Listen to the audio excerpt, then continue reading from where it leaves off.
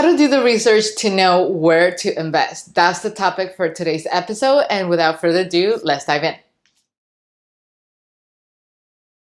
Okay, so a couple of episodes ago, I actually walked you through the different websites, the tools that you can actually leverage to do the proper due diligence and learn about areas that you think might be a good place for you to invest in real estate. So today, what I'm going to do is take all of those concepts and do an actual demo so you can actually see how things are done on my end and how I actually select the area where I want to invest in, and maybe potentially a house that could fit all of that criteria that I typically look for before I start pursuing an actual investment and finance it and go all the way into the purchase. So without further ado, let's just dive into my screen and let's take a look at what I have prepared for you today. Okay, so we're now at my screen, and so for those who are not sure what video I was referring to, here's the one where I actually go over the tools that you can actually leverage to find out where to invest. If not, don't worry, I already gave you the card, so just click on that link that I gave you a few seconds earlier and you'll be good to go.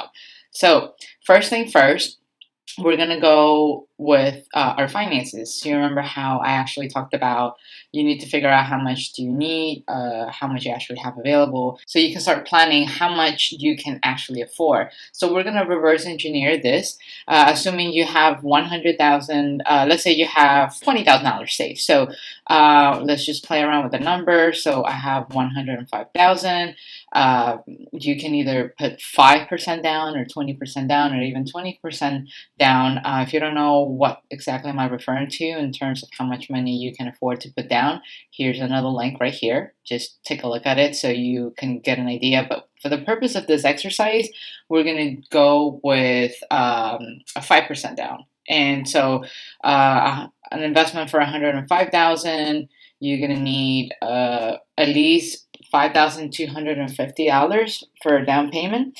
And mind you, closing costs will probably be about the same. It's somewhere between 3 to 5%. For those who don't know what closing costs is everything, all the fees that you have to pay at the end on closing day for services. So that includes the attorneys that are helping you in the transaction for those who live in a state that requires an attorney. All of the appraisal fees, all of the legal recording fees, property taxes even at some point. So typically, in a nutshell, it's about 5% as well. So with 5% as a down payment plus another 5% for closing costs, we're looking at $10,500. So you're going to need about somewhere around $10,500 for a deal to happen.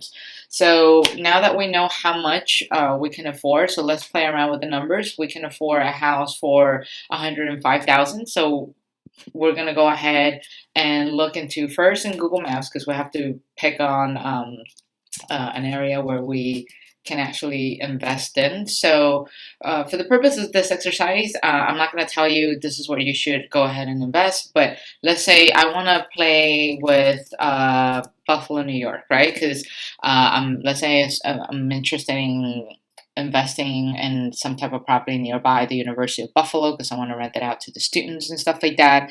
By that, I'm not saying you should. You have to still consider doing your due diligence and see if the investment will make sense for you. But for the purpose of this exercise, we're going to play around not play around, we're going to go ahead and do some research around the Buffalo area. And so let's see, we have Buffalo, New York. Let's see what we have nearby the University of Buffalo.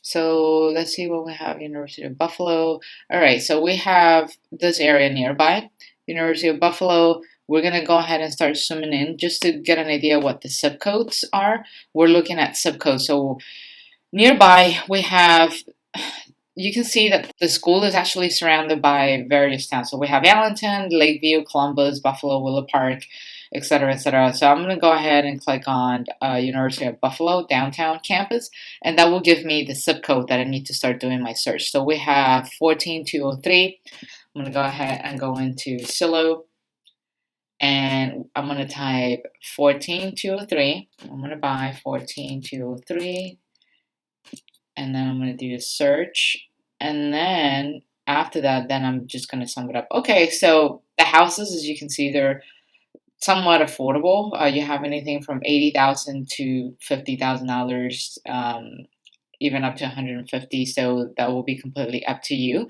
So we're gonna do a search, any price, a minimum. I mean, that's sort of $0, but we have said that the most we can afford is 105.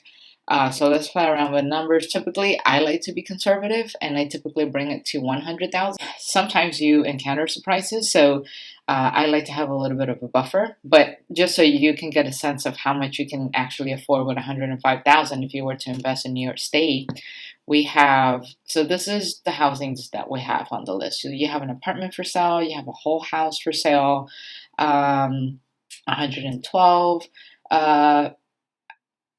Let's see if we can do something with this house. So you have a whole house for 79,000, so $80,000. Let's just take a look at this. So here's the pictures, and you have a West Side home. You take a look at the pictures. You know it's located nearby this area called Grand Ferry. So what I typically do, I like to see how close it is to the University of Buffalo downtown. So just copy paste and start getting directions just to get an idea how far it is. So it's about 13 miles away. Not bad, I'll say, given my daily commute of 1.5 hours to my job. So I will take 11 minutes anytime.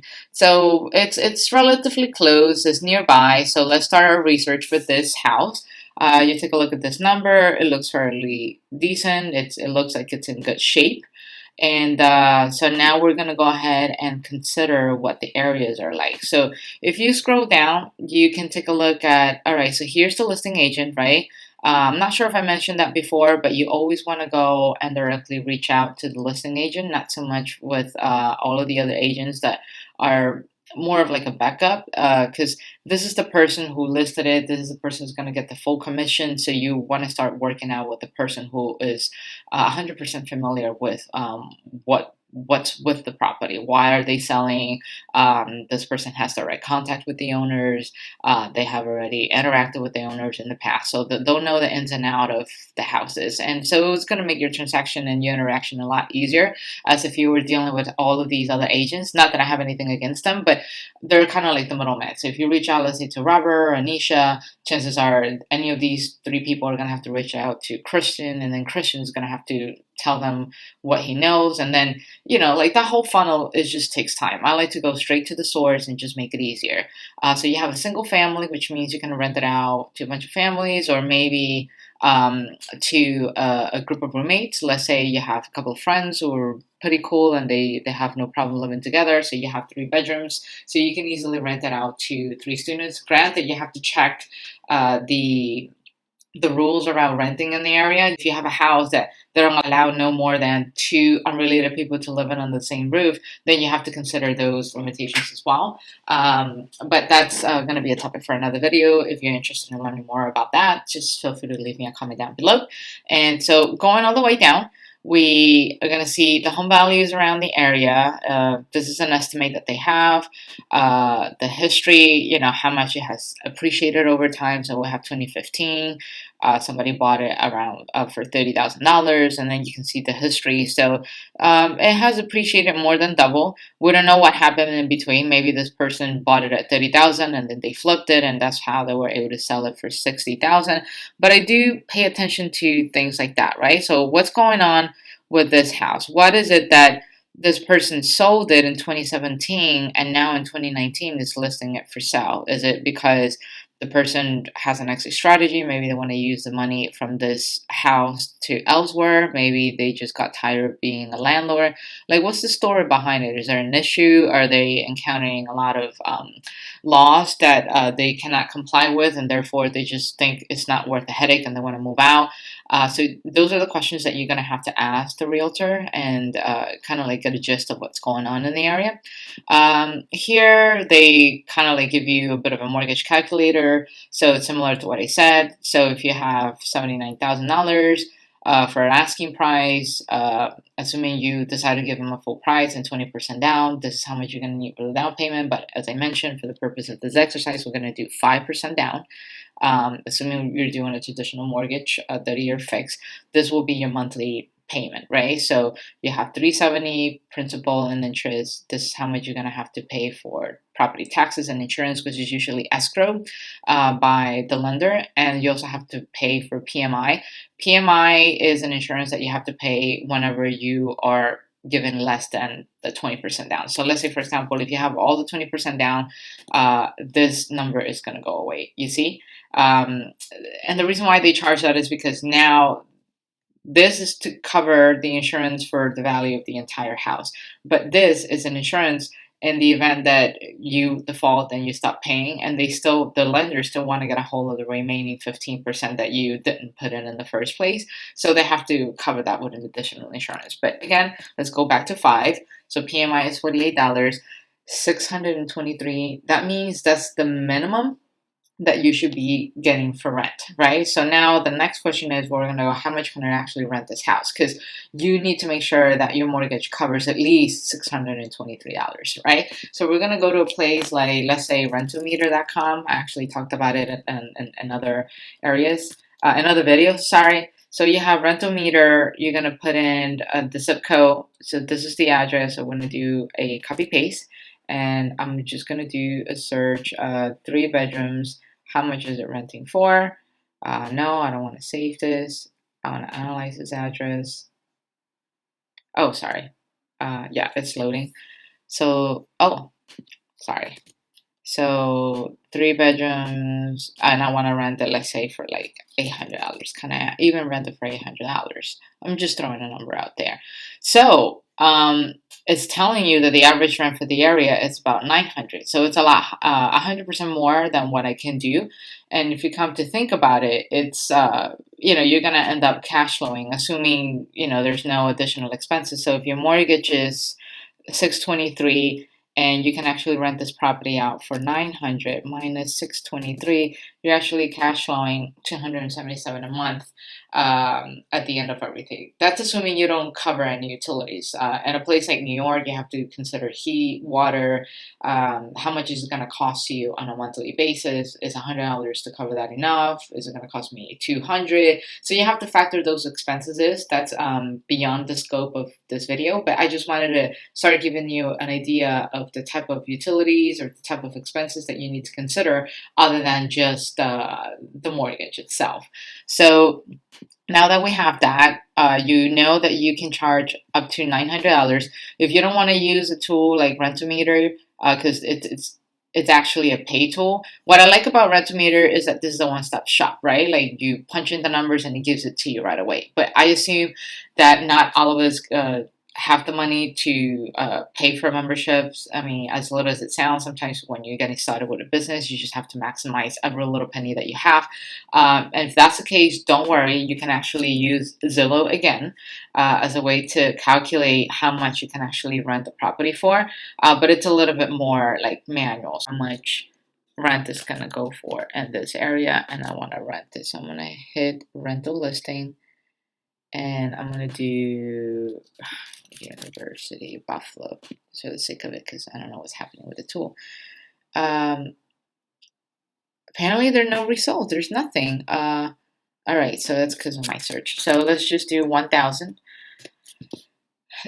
So you can rent this for like $900. So you start playing around with the numbers. You know that nearby the University of Buffalo, this is as much as you're going to get for rent.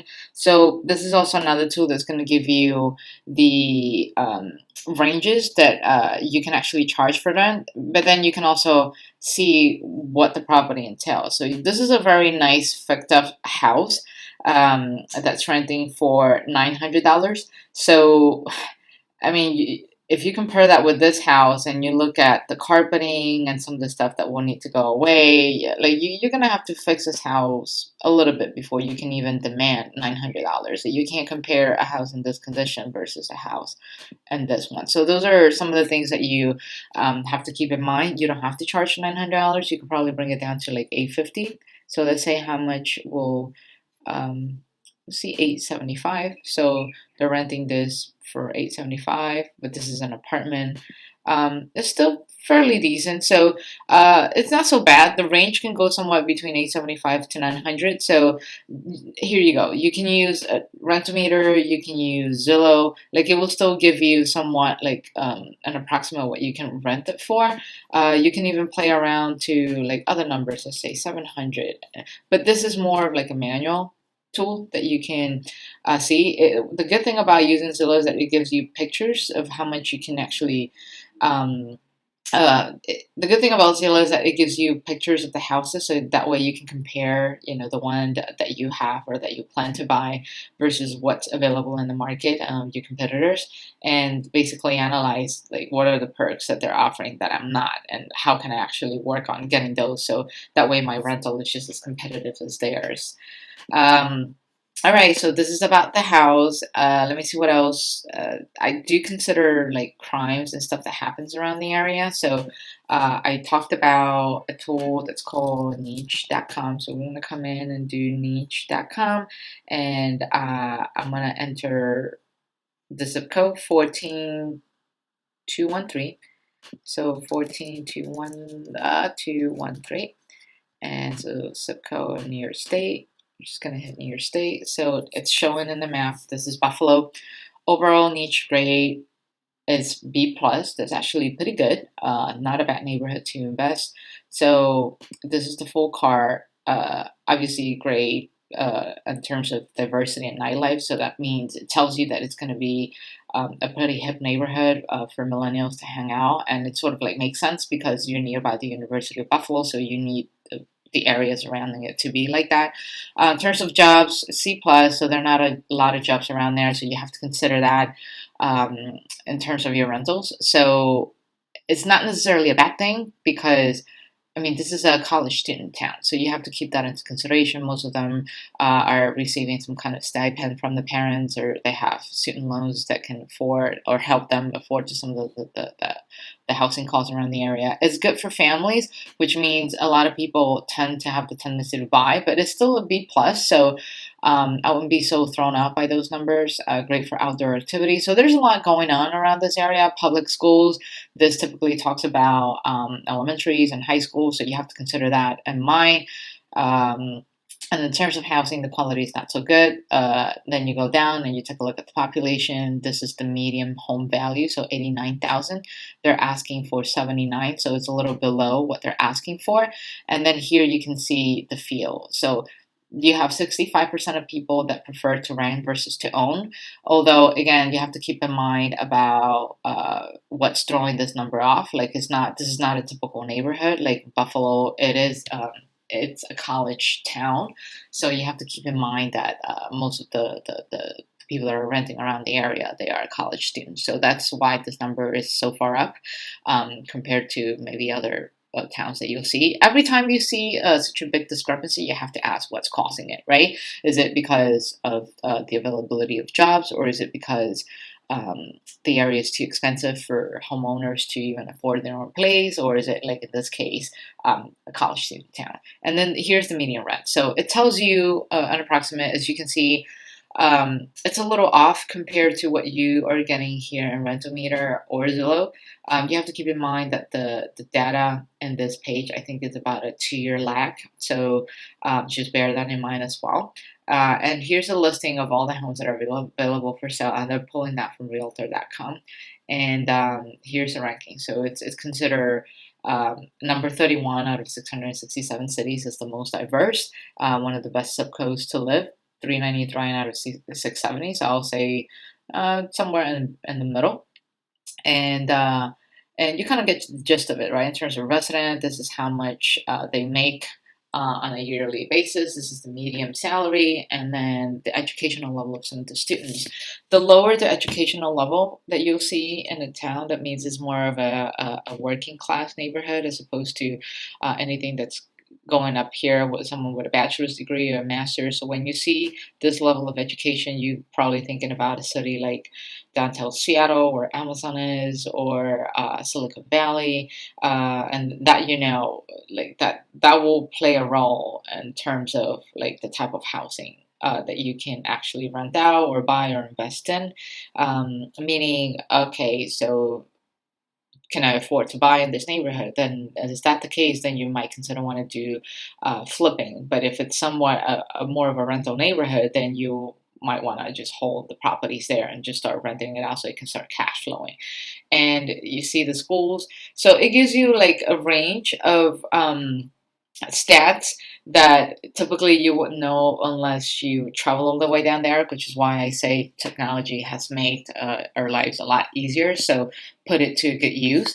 Now, we looked at safety, right? So what's going on with safety around the area? So let's see if there's a tag here that speaks to that. Apparently not, but that's fine. Fear not. So let's go to another website called, I think it's Spot Crime.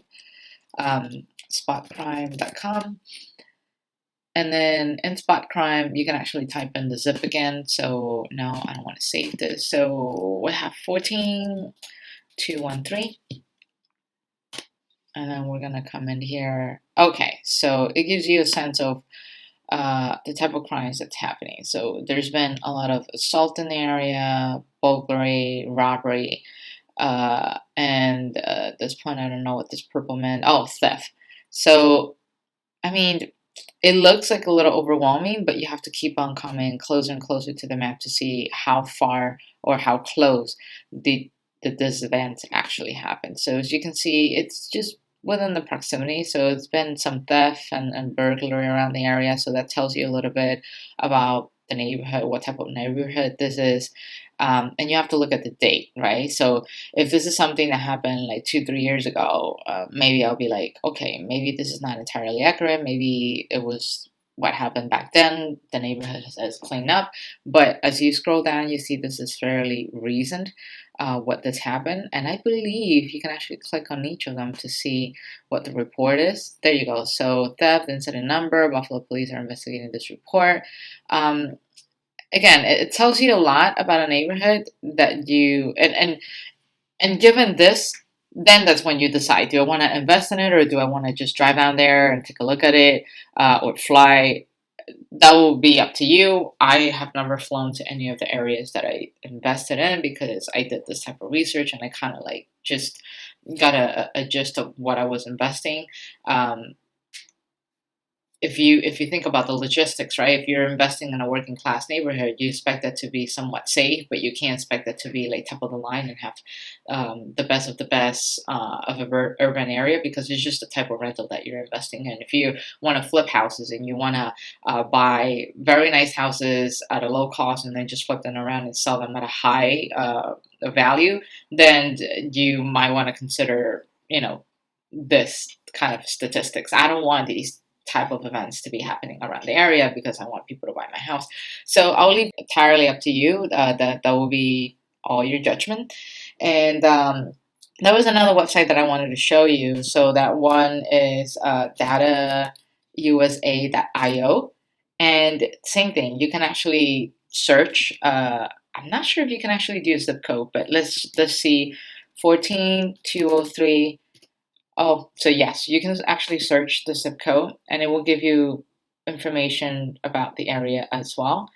But this is done more at a high level. It doesn't specify that one particular area like niche does. So what I will do is just type Buffalo, New York, so this is this Buffalo, and it tells you the stats about the entire state. I think this website is also at a 2-year lag, so you might want to consider what's relevant and what's not. So you have an about, this is the town, this is where it's located, health and safety, this is the economy, the median household, these are the wages.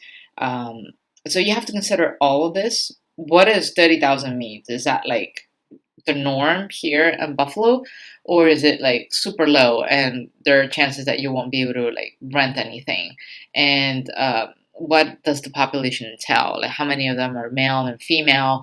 Why is this important? Think about single moms, right? So if you have single moms that you want to rent it out and they have kids, this is a big discrepancy. You have to ask yourself questions like, will they be able to afford my rental, or will they even be able to buy like one of my flips if you decide to go down there and start flipping?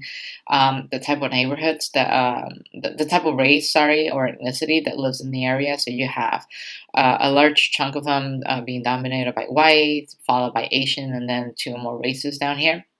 And then the wage distribution um, from New York. So the income inequality, was the income inequality like, and then by location. So I'm guessing the darker the number, the more you gain. So this is actually very helpful because it will give you a sense of, okay, so these are the areas that are well off or like making more money. So therefore, maybe they will be able to afford better housing.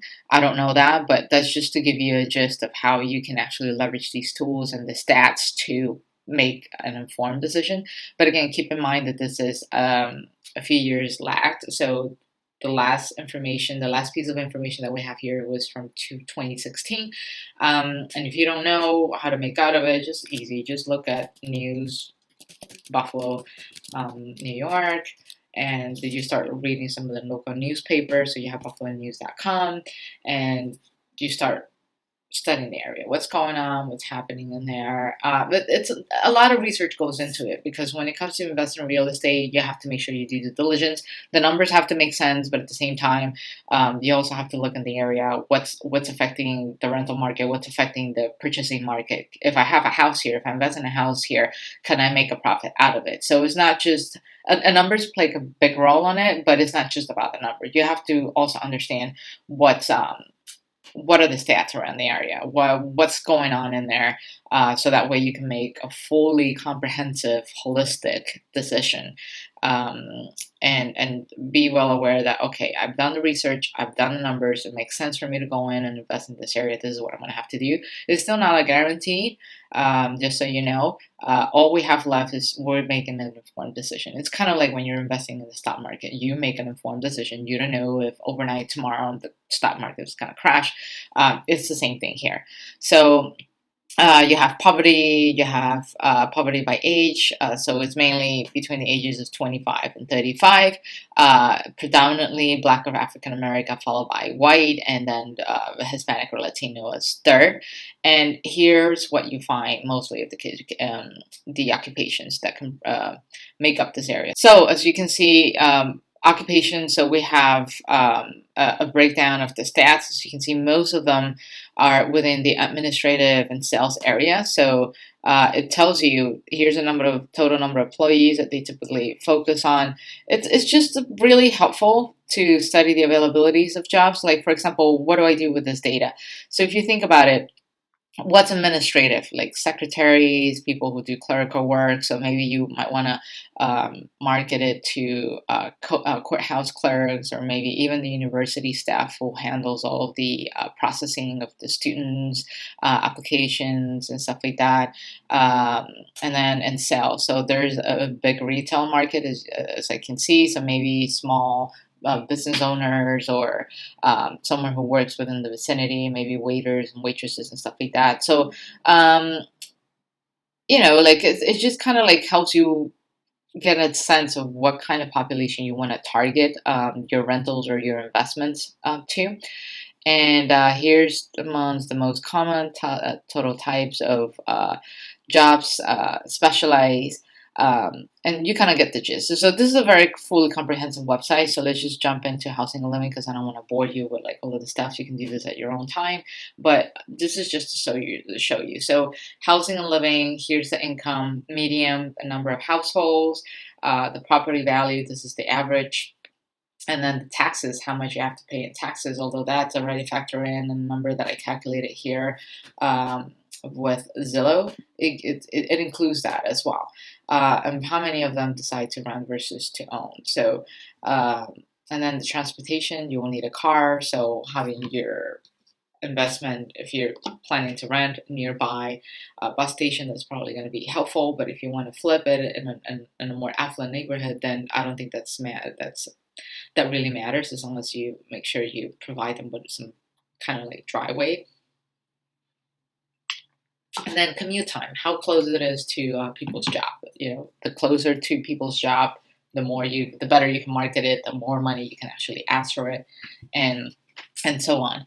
So then you're going to go into the lending part. So once you've done all of this, because I don't want to make this video longer than what it already is. So next thing, we're going to talk about rentals. If you have a lender to work with, great, go ahead and reach out to them and see if they can actually help you with the financing of the property in Buffalo. So assuming you like the stats, you're going to go, that will be completely up to you. So for those who don't have a lender, we're going to go to a website called scotsmansguide.com. Right, and we're gonna go to residential loans, and we're gonna go ahead and find a lender. We're just gonna look for branch opportunities. We're just gonna go ahead and search for land. We're gonna go to New York State, given that this property is located in New York, and what type of product. I'm just gonna go ahead and do a quick search. I don't want to start like filling all that up. So for the purpose of this, since we talked about putting down a 5%, we're going to focus on FHA. So we have FHA VAs or FHA 203 rehab program. The difference between the two is that the FHA 203 will allow you to borrow money to purchase the home, and also they'll lend you money to do a rehab of the house at the same time. So let's say if you decided to buy a fixer-upper, that means you're going to eventually need money to fix whatever is it that you need to fix in the house. So we're going to focus on number 5 and 6. So we're going to focus on anything that has 5 and 6. So there you go. You have Guarantee Rate Inc. Here's the contact information of the person that you will need to reach out, and they lend nationwide, so no restrictions in New York. Then you have John Cervantes for Carrington Mortgage Services. Same thing, 5 and 6. So it's cover, and this is a tremendous list. It's a great tool that you can go in and manage, and you have plenty of people to reach out. If one doesn't work out, just reach out to the next one. As you can see, there are a ton of lenders right here that you can actually call and reach out to. So I'm just curious to see. So we have Joint Grow, Guarantee Rate Platform to Exponential Grow. You reach out to them or Vive. Study the website of the lender if you like, or if not, then you want to save time, just reach out to them. Here's a direct contact that you can send them an email and tell them about what you're doing. And okay guys, so that's everything I have for you today. I hope you find the information helpful. If you think you know somebody who might benefit from what I show you today, feel free to please share the video with them and brighten up their day. Hopefully they'll do something good with it. And the same thing as usual, please hit the like or hit the subscribe button below. And without further ado, we'll see you guys next time. Bye.